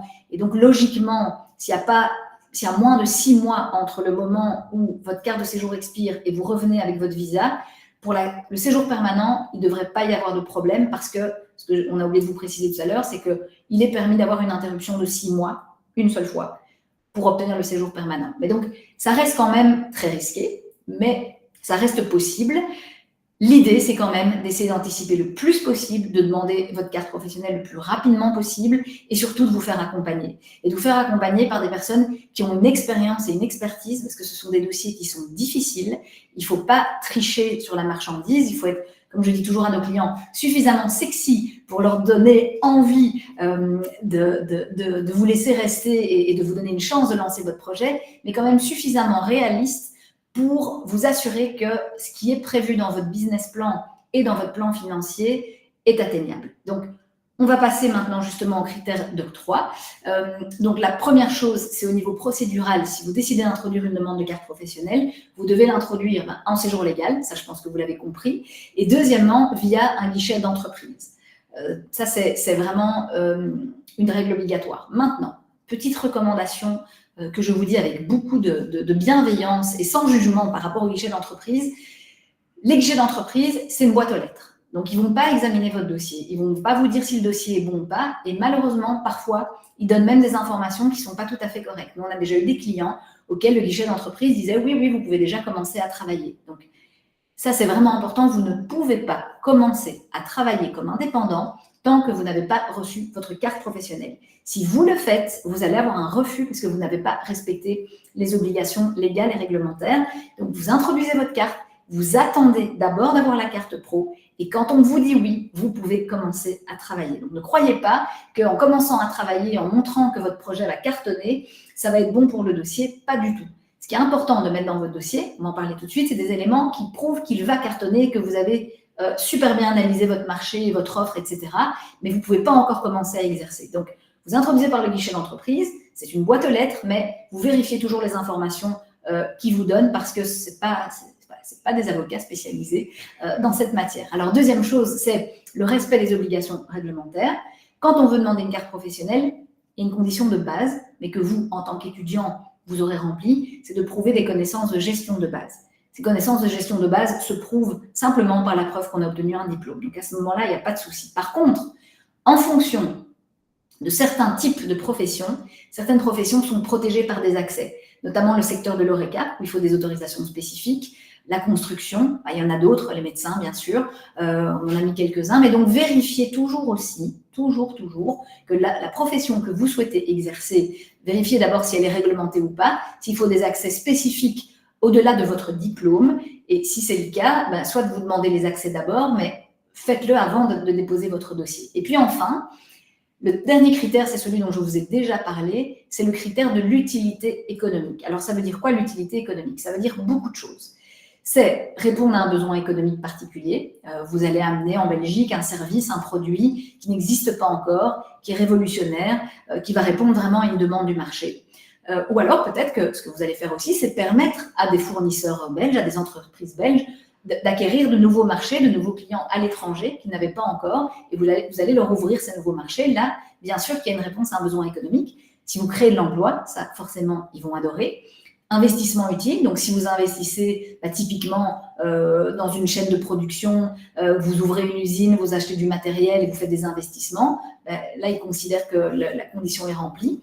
Des retombées économiques sur les entreprises situées sur le territoire. Donc, ça c'est un peu l'exemple que je donnais avec l'import-export. Si vous achetez à des sociétés belges pour exporter à l'étranger, ou que vous importez en Belgique des produits, des services dont des entreprises belges ont peut-être besoin pour elles-mêmes développer leur activité et être concurrentielles, si vous pouvez le prouver, il y a de fortes chances qu'on considère que ce critère est réuni. L'ouverture à l'exportation, activité innovante, si vous êtes dans l'IT, la tech, tout ce qui est durable, développement durable, écologique, etc. Et si vous avez vraiment aussi un secteur de spécialisation. Donc, voilà, typiquement, on a beaucoup, nous, de clients qui sont consultants informatiques. Avec le développement de l'AI, avec l'évolution technologique actuelle, c'est sûr qu'en consultant IT, il faudra évidemment prouver, je vais en parler tout de suite, que vous allez avoir des clients, etc. Mais il y a de fortes chances qu'on vous laisse venir. Alors, l'intérêt économique, il ne se limite pas qu'à l'aspect économique. L'intérêt social, culturel, artistique, sportif, c'est aussi pris en considération. De nouveau, tout va dépendre du dossier que vous allez fournir, des pièces, des preuves, etc. Alors, la petite nouveauté, c'est que, donc pour l'instant en Wallonie, on n'a pas encore, à ma connaissance, de définition claire du critère, mais comme toutes les régions viennent de modifier la législation sur le permis unique, Bruxelles, par exemple, ça c'est la nouveauté, n'avait pas non plus de critères clairs jusqu'à il y a peu, et puis en fait, là, ils ont décidé d'intégrer dans les modifications du permis unique des modifications aussi de la loi sur la carte professionnelle. Et on a enfin à Bruxelles des critères clairs pour déterminer l'intérêt économique. Alors, ils sont dans un arrêté de gouvernement qui est en train d'être publié. On n'a pas encore accès à tout, mais comme je vous l'ai dit tout à l'heure, on fera une masterclass spéciale carte pro d'ici quelques mois. Et à ce moment-là, on pourra vous les partager et faire comme j'ai fait avec le permis unique, c'est-à-dire vous comparer les critères dans les 3 régions. La Flandre, elle, a pris un décret où là, les critères sont assez clairs. En Flandre, alors je ne les connais pas par cœur, mais je sais que notamment, si vous faites un certain niveau d'investissement en capital, donc si vous mettez 18 600 € de capital, plus que vous créez de l'emploi, plus que vous procédez à des investissements, donc il faut 3 conditions cumulatives, ils considèrent que le critère de l'intérêt économique est rempli. Je pense qu'il y a un autre critère plus lié si vous travaillez avec des incubateurs et que vous faites des développements qui sont plus au niveau de services technologiques. Même chose. Donc là, ce qui est intéressant, c'est que si vous avez un projet et que vous avez des critères qui sont clairs, forcément, vous pouvez aussi faire en sorte de faire matcher votre projet avec les critères. Donc, a priori, tant que la Wallonie n'a pas ces critères, après, que les choses soient claires, ils n'ont rien inventé. Les critères qui sont appliqués en Flandre et à Bruxelles, même s'ils sont propres pour la Flandre à la Flandre et pour Bruxelles à Bruxelles, ça reste des critères généraux, donc vous pouvez vous inspirer même sur la Wallonie, mais c'est vrai que c'est important de bien connaître l'économie locale et la politique locale en matière d'économie et d'emploi pour pouvoir présenter un projet qui corresponde le mieux finalement aux attentes de la région. Et donc sur la Flandre, il y a un décret qui définit à la fois l'intérêt économique, mais aussi l'intérêt sportif, culturel, etc. Donc évidemment, il est intéressant, quand vous travaillez sur votre business plan, votre plan d'affaires, d'aller vous pencher sur ces critères et de faire en sorte de vous assurer que le business plan, mais aussi le projet lui-même, pourra coller avec ces critères. Donc, vous l'aurez compris, on a des petites recommandations à vous faire avant d'introduire la demande de carte professionnelle.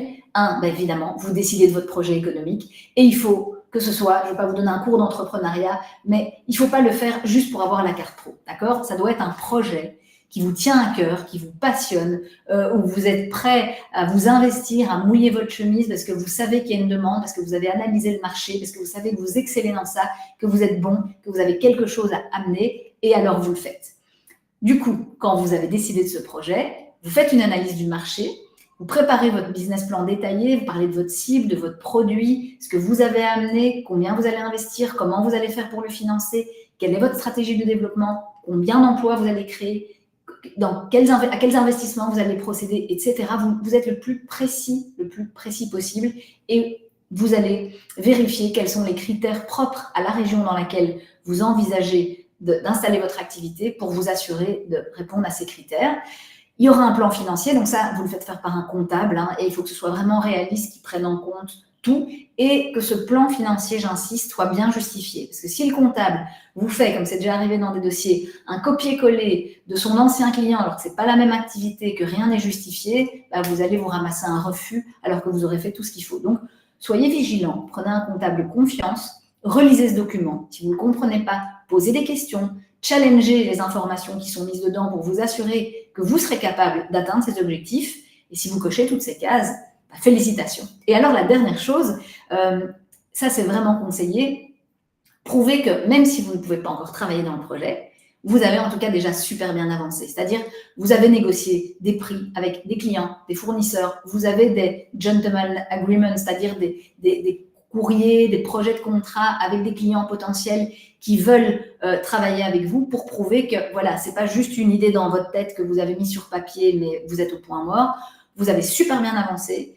C'est à ça de se faire et la seule chose qui manque, c'est la carte professionnelle et donc il faut qu'il vous la donne au plus vite. Donc mettez aussi un projet de statut, liste de clients potentiels, de fournisseurs potentiels, enfin tout ce qu'il faut pour démontrer qu'il y aura un intérêt économique, social, culturel, peu importe.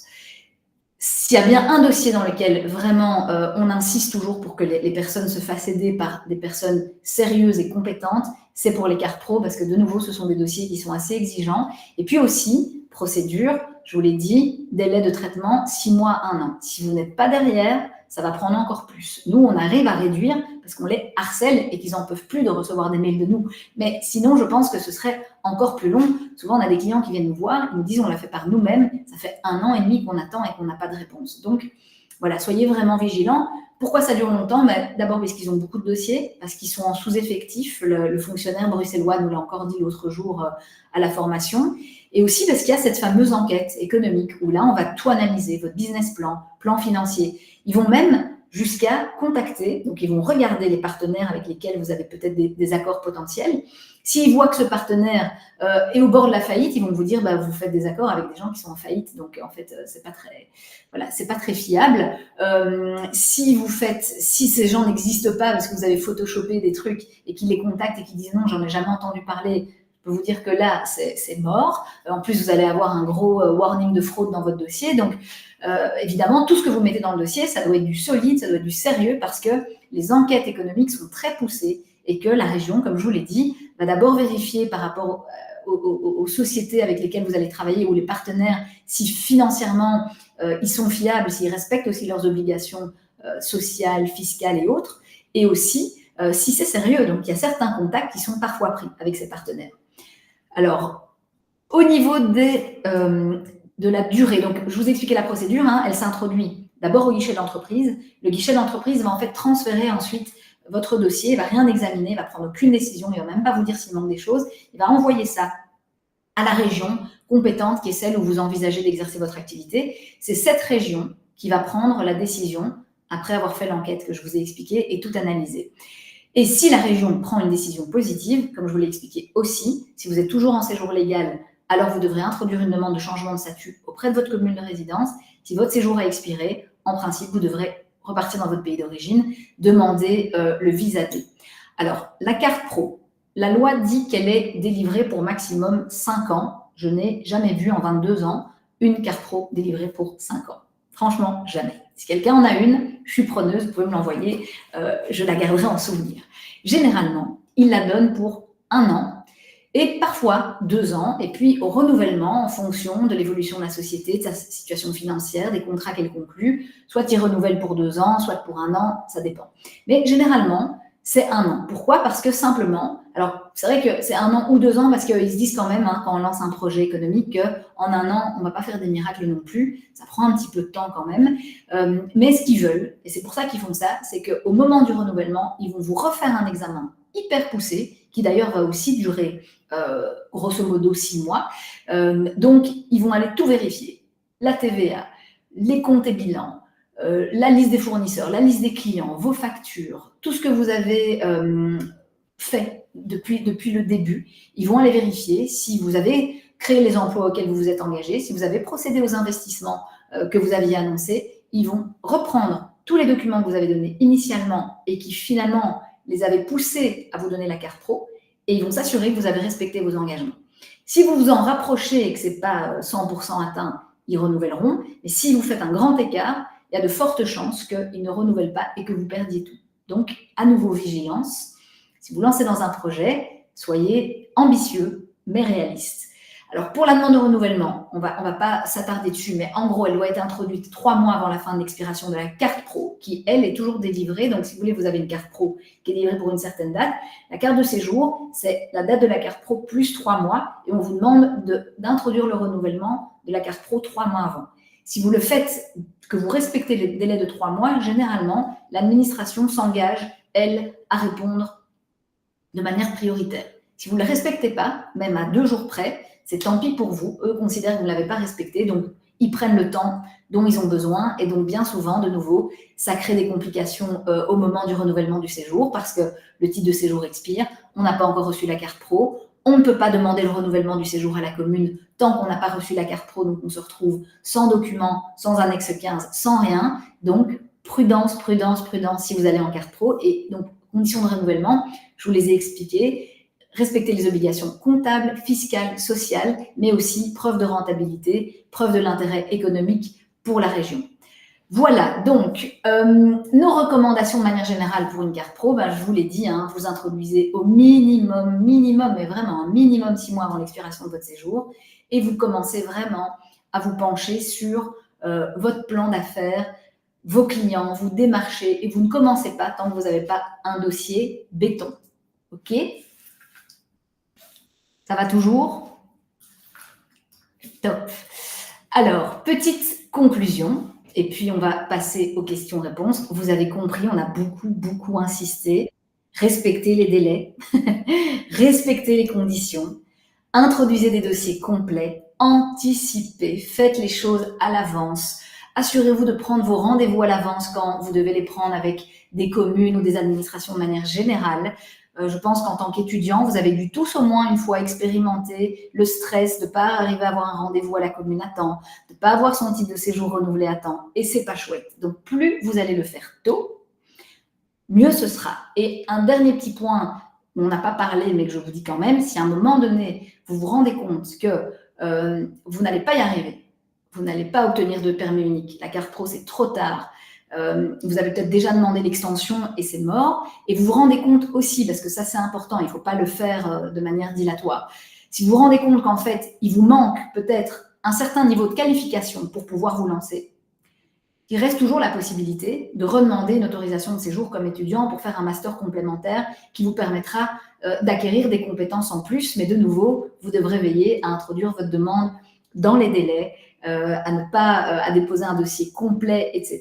Donc, l'anticipation est la plus belle action que vous puissiez prendre. Et aussi, évidemment, en cas de doute, ne faites pas comme certains clients et n'attendez pas le 30 octobre pour venir nous voir.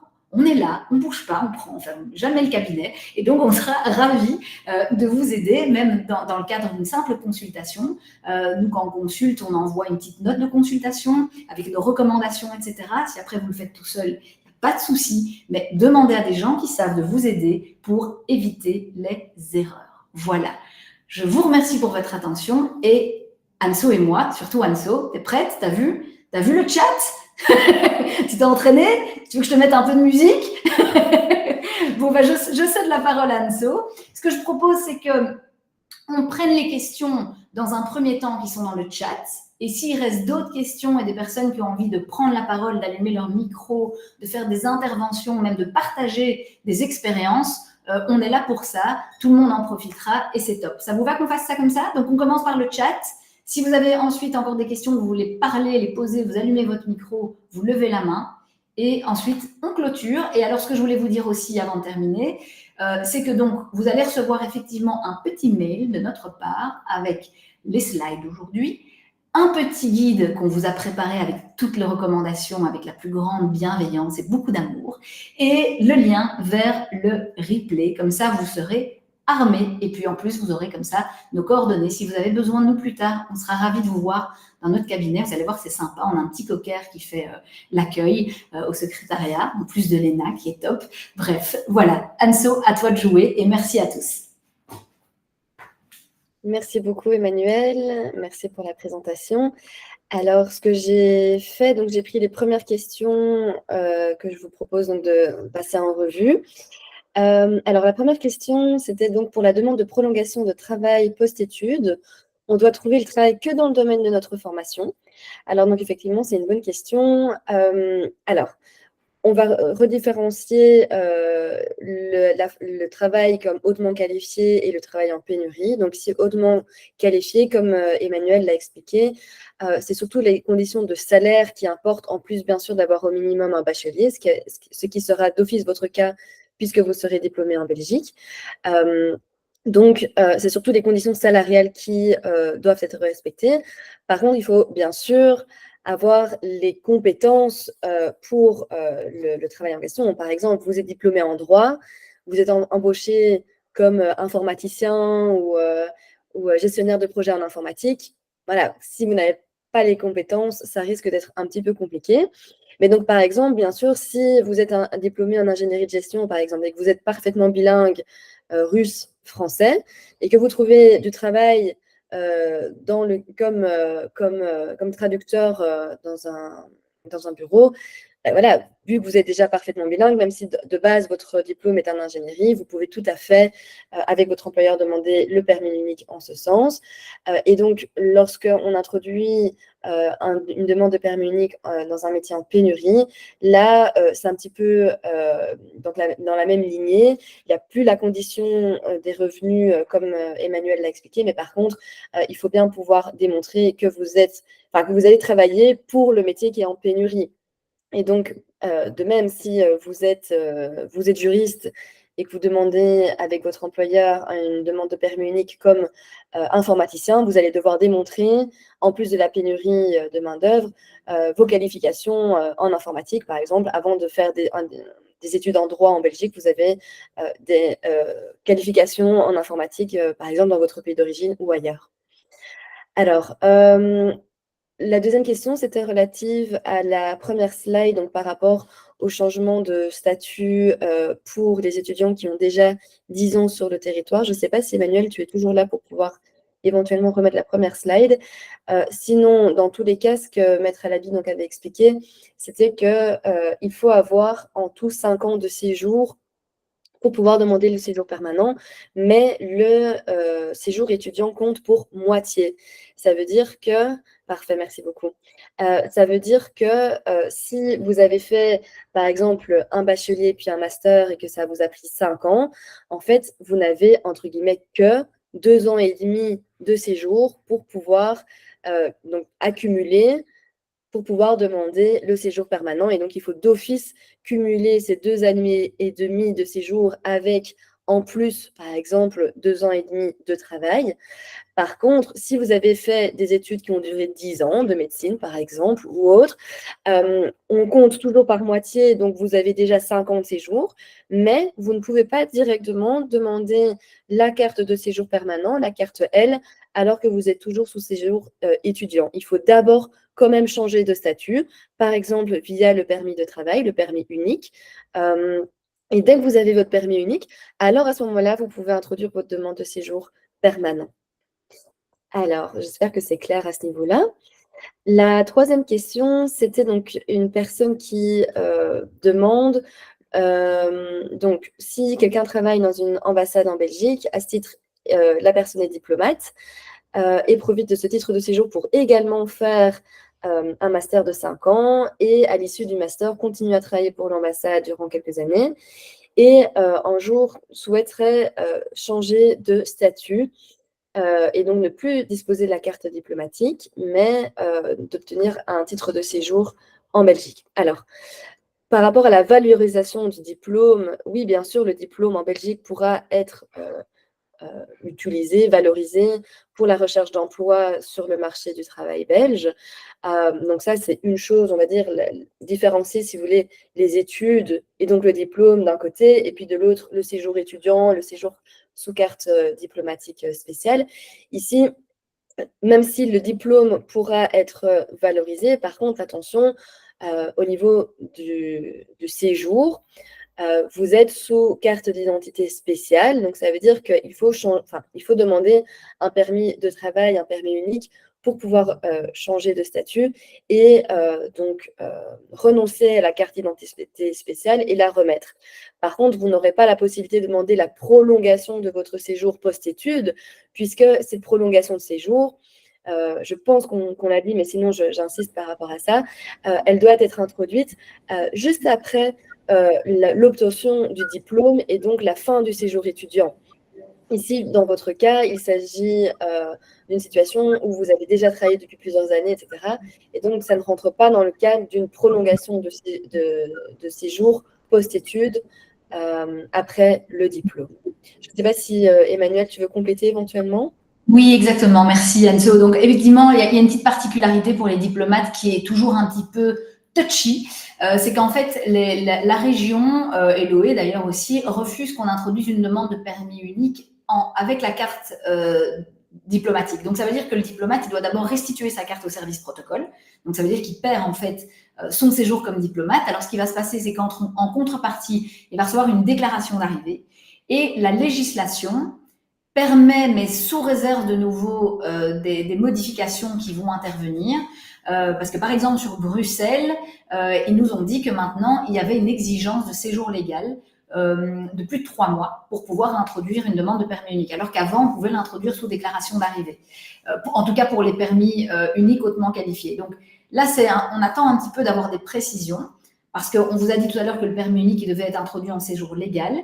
Certaines régions acceptent de l'introduire sous déclaration d'arrivée, soit pour les profils hautement qualifiés, soit pour les métiers en pénurie, mais qui sont sur leur liste officielle. Mais même ça peut changer. Donc, ce qu'on doit faire, en fait, alors la question des diplomates, disons que l'avantage des diplomates, c'est que souvent, ils ont un passeport diplomatique qui leur permet plus facilement de rentrer et de sortir en Belgique sans visa. Donc, les risques sont plus restreints. Donc, ce qu'on leur dit généralement, c'est déjà négocier avec le poste pour que éventuellement pour voir si éventuellement ils pourraient vous reprendre, mais souvent c'est le cas de diplomates en fait qui terminent leur fonction et qui veulent rester en Belgique. Donc là, généralement, ce qu'on fait, c'est qu'on introduit le diplomate en fait repart et il restitue sa carte, et puis on introduit une demande de permis unique quand le diplomate est à l'étranger et il revient 3-4 mois après quand il a obtenu son séjour, sachant que de toute façon le séjour diplomatique n'est pas pris en compte pour le séjour permanent. Donc de toute façon, on n'y perd rien quelque part en termes de stratégie sur le séjour de longue durée et autres. Mais donc, c'est vrai que généralement, pour les diplomates, voilà, il faut être conscient que c'est une procédure vraiment particulière qui ne permet pas, qui laisse très peu de marge de manœuvre sur le changement de statut. Et donc, généralement, on restitue la carte d'identité spéciale, on repart dans le pays d'origine et entre les deux, on s'assure, et là, c'est mieux de voir un avocat, que si on fait une demande de permis unique, on a un dossier qui est au top, qu'on est dans les conditions, par exemple, pour être considéré comme hautement qualifié. Comme ça, les risques sont de quasiment zéro. Et puis, on fait un petit touch and go dans le pays d'origine. On revient quand on a le permis unique. Et puis, voilà. Merci, Anne-Sophie. Merci, Emmanuel. Très bien. Alors, on peut passer à la question suivante, qui était donc combien de temps pour obtenir la carte professionnelle lorsqu'on introduit la demande. Donc, comme Emmanuel l'avait dit, il n'y a pas de délai en tant que tel contraignant, mais il faut compter environ 6 mois. Et donc, il faut bien introduire sa demande à l'avance, car il faut introduire la demande de carte professionnelle et puis la demande de changement de statut. Alors, ensuite, si étant étudiant, on travaille dans une entreprise et qu'à la fin des études, on veut continuer, est-ce qu'on doit toujours suivre ces procédures ou on peut faire directement la demande de permis unique?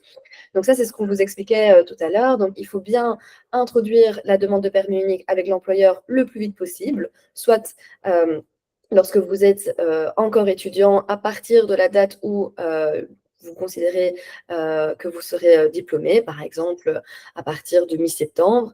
Donc, introduire la demande de permis unique au plus vite. Mais À titre conservatoire, on vous conseille très, très, très vivement de reproduire la demande de prolongation de séjour post-études, même si vous avez déjà votre employeur et que votre employeur a déjà introduit la demande de permis unique. Comme Emmanuel vous l'a expliqué, la procédure de demande de permis unique peut prendre plusieurs mois et donc il est important que vous préserviez vos droits et que vous introduisiez à titre conservatoire, donc pour vous protéger, si vous voulez, la demande de prolongation de séjour post-études, même si vous travaillez déjà avec votre employeur et même si l'employeur a déjà introduit la demande de permis unique pour vous. Alors ensuite, donc, il y a eu plusieurs questions de Mohamed Wael Al Sayed. Maybe I will switch in English because the questions were asked in English. So for the unit highly qualified permit, is it only 1 year residence permit or can it be longer? For the highly qualified persons, the single permit is 3 years. Donc pour les hautement qualifiés, l'autorisation de travail sera de 3 ans. If we find an employer, can we start working immediately or do we need to wait for authorization and paperwork? So it depends. If you receive the prolongation post-studies, then the authorization to work will be unlimited and you can continue, you can either continue or start working already for the employer. If you are under the student stay, then you can work but as a student. Okay? Donc la question est de savoir si on trouve un employeur, est-ce qu'on peut travailler pour lui directement ou est-ce qu'il faut d'abord avoir l'autorisation. Donc si on a la prolongation de séjour post-études, on a une autorisation de travail qui est illimitée et donc on peut soit continuer, soit commencer à travailler pour cet employeur et en parallèle donc introduire la demande de permis unique. Et si on est étudiant, on peut travailler en job d'étudiant. Can we continue working as students during the application process? Until you have the student status, yes, you can. So you need to check until when you are considered as a student. In my opinion, since you have your residence card until 31st October, it will be until at the latest this date, then you will be considered as employee. Donc, jusque quand est-ce qu'on peut être considéré comme étudiant et jusque quand on peut travailler comme étudiant? Eh bien, jusqu'au moment où on a le séjour étudiant, donc au plus tard le 31 octobre. Ensuite, on devient un travailleur employé. Can we always return to being students if we renew for a year searching for a job, or do we need to go to single permit? Indeed, you can, if, for instance, you didn't find any employer or you didn't start working as an independent, you can consider going back to the studies. We introduced that a little bit. So about the student stay, as you know, you need to prove that going to these new studies is relevant for your curriculum, for your academics parcours. So for that as well, we advise you to prepare your file in advance. Donc, est-ce qu'on peut retourner au statut étudiant alors qu'on est sur la prolongation de séjour post-études? Effectivement, c'est une possibilité si vous n'avez pas trouvé de travail ou si vous n'avez pas obtenu de carte professionnelle, mais en justifiant la raison pour laquelle ces études sont importantes et opportunes pour votre parcours et en introduisant la demande à l'avance. Je ne sais pas si Emmanuel, tu veux compléter. Une petite chose sur le travail des étudiants, parce qu'on a eu un client qui a eu une mauvaise blague l'autre jour. En tant qu'étudiant, donc quand vous êtes vraiment en statut étudiant, pas post-études 12 mois, étudiant, vous ne pouvez pas dépasser les 20 heures par semaine. Ça, c'est vraiment important, même si, par exemple, c'est le cas de l'étudiant qui est venu nous consulter. Donc, lui, vraiment injuste. Mais en attendant, c'est ce qui s'est passé.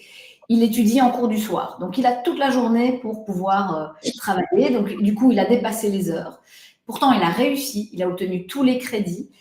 Et bien, au moment de son renouvellement, pour prouver qu'il avait des revenus suffisants, il a joint ses fiches de paye. L'OE a été vérifié dans la banque d'Olsis, qui est la banque sécurité sociale, a vu que cet étudiant avait dépassé les 20 heures hors vacances. Donc, pendant les vacances, vous pouvez travailler temps plein, les vacances scolaires. Mais hors vacances, c'est maximum 20 heures. Quand l'OE a vu qu'il avait dépassé, il a perdu son séjour étudiant, alors qu'il a réussi, qu'il remplit toutes les conditions. Donc, faites vraiment attention, ne dépassez jamais, parce que, un, vous risquez de perdre votre séjour étudiant, et que deux, si c'est pour l'employeur qui fait la demande de permis unique, ben, s'il ne respecte pas les obligations légales, c'est-à-dire ne pas vous engager plus que 20 heures, il aura aussi un refus de permis unique. Donc, vous êtes perdant 2 fois. Voilà, je voulais juste clarifier. Merci. Merci beaucoup.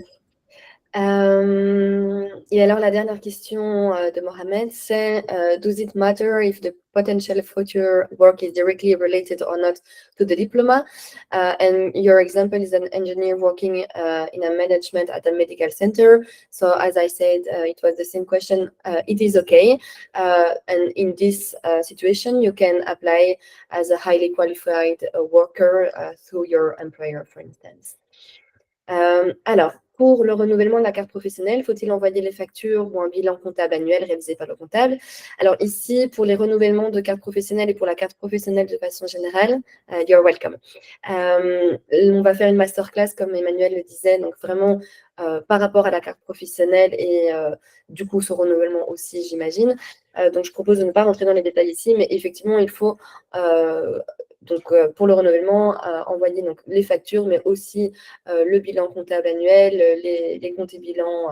Voilà, donc il y a pas mal de documentation aussi pour le renouvellement de la carte professionnelle. Je vous invite à rester connectés pour nos prochaines masterclass que nous préparons. Alors, ensuite, donc là, c'est une situation donc vraiment particulière. Pour les questions, je dirais vraiment sur vos situations particulières, je pense, je ne sais pas si Emmanuel, tu me rejoins, mais il faudrait éventuellement plutôt prendre rendez-vous pour qu'on puisse voilà, conseiller au mieux. Mais donc, je lis en même temps. Donc, séjour étudiant ininterrompu de mars 2013 à janvier 23. Étudiant PhD, rémunéré en rang d'employé, j'imagine, oui. Novembre 2020 à décembre 2023. Ok, et donc depuis février 24, indépendant via carte professionnelle. Carte A, marché du travail illimité. En août 24, j'ai fait une demande de carte L avec revenu 2020-2023. Attestation de la caisse d'assurance sociale. Est-ce que je remplis? Oui, donc ça, je vous invite vraiment à prendre un rendez-vous pour qu'on puisse voilà, regarder plus amplement. N'hésitez pas à nous envoyer aussi vos documents, notamment l'attestation du guichet. Voilà, je ne sais pas si Emmanuel, tu veux compléter ici. C'est difficile, on ne peut pas vous donner de mauvaises réponses sans avoir examiné les documents. C'est toujours très compliqué de se prononcer. Je dirais que, voilà, en lecture rapide, j'ai le sentiment, donc le PhD, ça compte pour des études. Hein, donc, si je comprends bien, on a un total, grosso modo, équivalent à plus de 10 années d'études, qui compte pour 5. Donc ça, déjà, on est bon. Un changement de statut en carte pro, on est bon aussi. Et des revenus qui ont été joints et qui semblent être supérieurs à 1 000 €. Donc, sous réserve que l'OI suive la même appréciation, je pense qu'on est bon. Voilà. Mais effectivement, pour le reste, on ne va pas commencer à faire des consultations pour les 22 personnes qui assistent à cette masterclass, sinon on ne va pas s'en sortir. Donc, oui, effectivement, n'hésitez pas. Vous avez, sur les slides, vous avez notre adresse mail. Vous avez, l'adresse du site. Et en vous rendant sur notre site, il est possible, il y a un onglet « Prendre un rendez-vous ». On va vous inviter à compléter un petit questionnaire pour expliquer votre situation parce que ça nous permet de préparer à l'avance, de vous demander justement des documents si nécessaire pour nous assurer déjà que la consultation est bien nécessaire. Donc, on fait une première analyse juridique gratuite sur base du questionnaire. Donc, si vous prenez rendez-vous, soyez très complet dans votre questionnaire. Comme ça, on ne fait pas des allées-venues et on est efficace. Et si un rendez-vous est vraiment nécessaire pour éviter une mauvaise compréhension ou parce qu'une procédure peut être introduite, alors on vous le fixera et on sera ravis de vous expliquer. Je pense qu'il reste encore dans le chat une question. Effectivement, donc ici, donc, il s'agit d'une personne qui est diplômée en bachelier en informatique de gestion, actuellement étudiant en master à l'université de Mons, qui a des revenus de 1 000 € et en Belgique depuis 2013. Est-ce qu'on peut demander un séjour longue durée? Donc, c'est ce qu'on expliquait au début. Il faut d'abord, dans tous les cas, changer de statut et donc être soit sous permis unique, soit en carte professionnelle, avant de pouvoir demander le séjour longue durée, même si il y a un séjour de plus de 10 ans.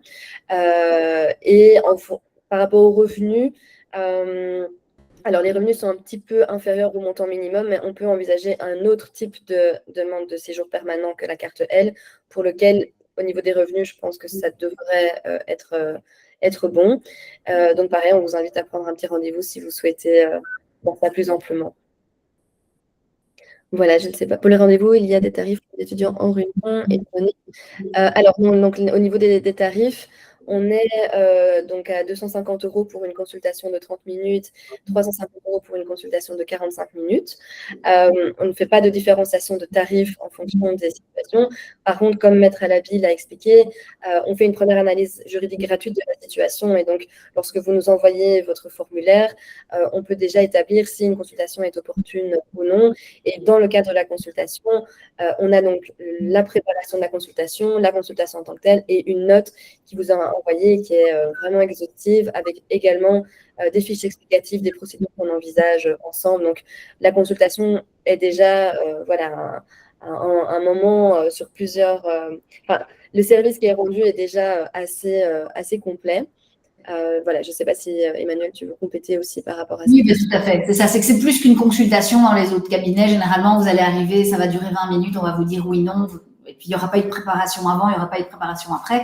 Nous, on prépare avant. Si on voit que vraiment c'est une question comme ça, on va dire nous-mêmes, je veux dire, on ne va pas bloquer 30 minutes dans notre agenda, ça veut dire qu'on doit refuser d'autres personnes qui ont peut-être besoin. Donc, nous, on a aussi cette honnêteté, cette transparence.